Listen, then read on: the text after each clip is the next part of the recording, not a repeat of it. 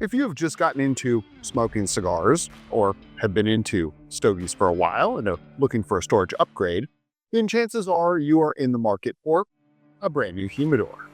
But thanks to the consumer-oriented invention known as capitalism, we now have more options available to us than ever before. And with the internet unloading every imaginable third-party knockoff, you're looking at a lot of humidors now that are decent, but not all that great when you dig into the details. In fact, there are quite a few humidors on the market today that are complete crap. Trust us, we would know. There's a reason why we started our own humidor business, because we were tired of humidors that did not work or hygrometers that were not accurate. Everything imaginable that goes into storing a cigar needed a bit of an upgrade, hence us being here now. So with that being said, here are a handful of things to watch out for when you're humidor shopping, along with a few quick tips and suggestions for when it is time to upgrade that stogie storage solution of yours. First up on the list is the long-dated notion that a cigar humidor has to be ultra high dollar for it to function properly. While there definitely are quite a few cigar humidors out there on the market that cost quite a good bit of money and have tons of features, not all of them work as well as advertised. A lot of this boils down to the quality of the materials inside the humidor and not just how it looks on the outside. You can have the snazziest looking humidor on the planet, but if it doesn't seal properly or have the hygrometer in the right place or have an adequate hydration system in place and in the right place, you're gonna have some issues with your cigar storage. Furthermore, if the humidor doesn't have enough Spanish cedar on the inside of it, you're not gonna have something that works nearly as well. We'll talk a bit more about Spanish cedar though, here in a few. On the opposite end of the spectrum come the humidors that are inexpensively made and mass-produced and complete crap. Since a lot of people tend to shop with their wallets and not with their smarts, it ends up that a lot of people find themselves in a few months with cracked wrappers, cigars not humidifying properly, uneven humidification where some are soggy, some are dry, all sorts of issues. While something like an insufficient seal around the lid of a humidor is definitely a concern, and on inexpensive humidors often translates to lack of magnets, no latches, crappy coping along the edges for the seal, things like that, a lot of times it's actually the humidification devices that go into crappy humidors that affect its performance. Compounding the problem comes the fact that a lot of cheaply made humidors don't have enough Spanish cedar inside or are thick enough to withstand fluctuations in temperature and humidity. Furthermore, poorly designed humidors tend to have the humidification device inside in the wrong place, or just don't make it easy for you to access and maintain it.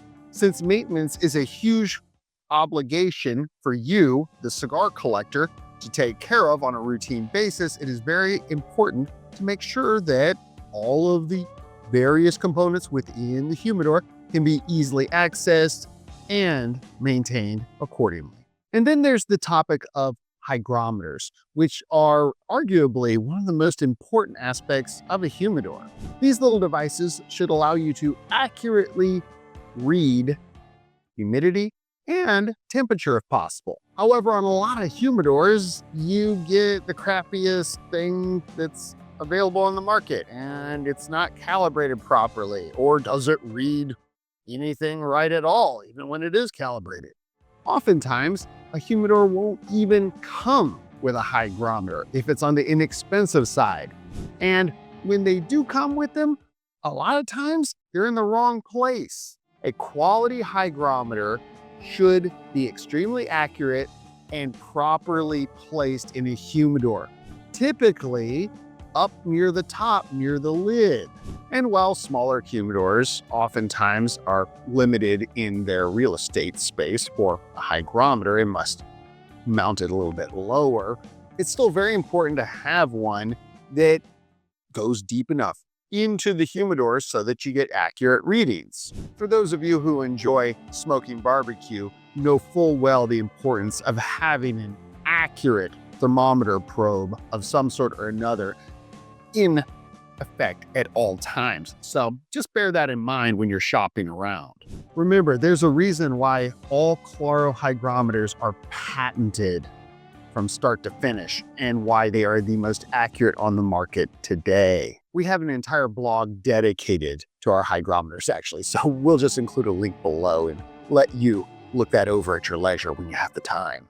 The next thing you need to watch out for when shopping for a new humidor is what most people think about when they consider a humidor not working properly, and that is its seal around its lid. It is the entirety of the humidor itself that really needs to be airtight.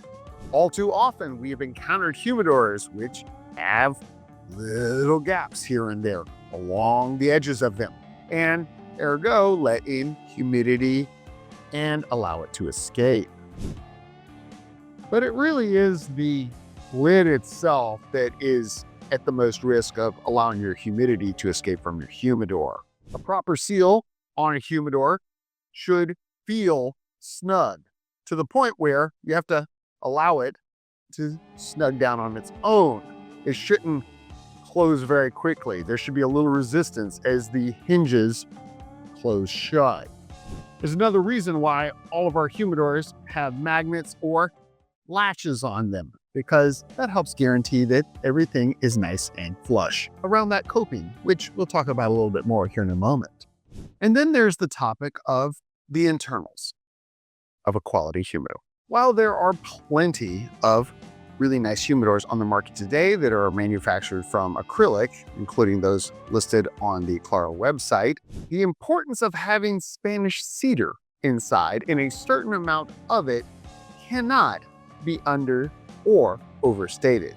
Spanish cedar does an excellent job of regulating humidity. Not only does it absorb moisture, but it also releases moisture.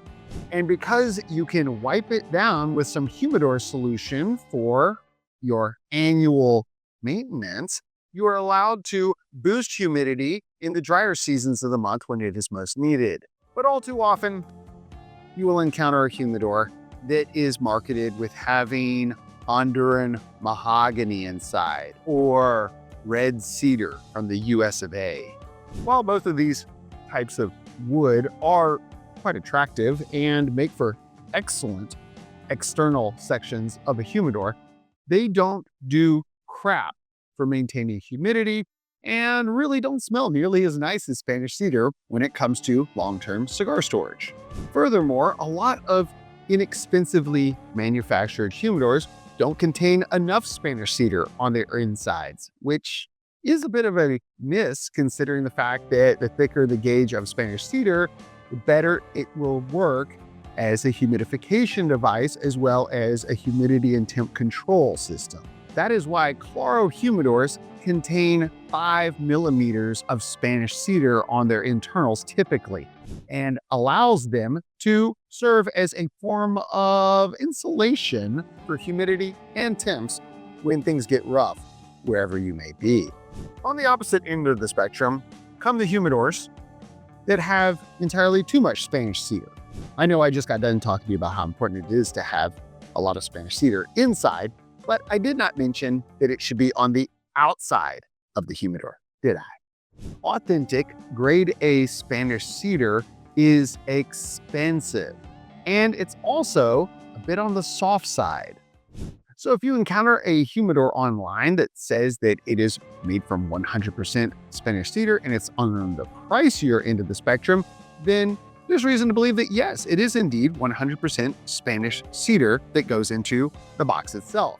However, that doesn't make it a better humidor because Spanish cedar is on the softer side, tends to crack if applied with too much pressure, and is something that doesn't take a varnish nearly as well as other materials.